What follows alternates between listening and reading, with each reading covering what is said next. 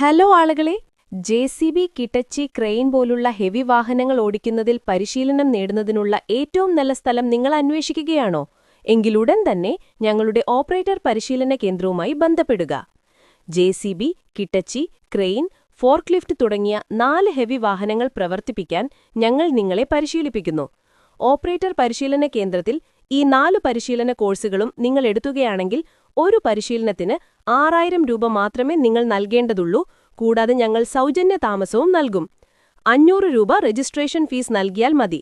പരിശീലന കോഴ്സുകൾ പൂർത്തിയാക്കിയ ശേഷം ഞങ്ങൾ നിങ്ങൾക്ക് ഒരു ഓപ്പറേറ്റർ സർട്ടിഫിക്കറ്റും നൽകും.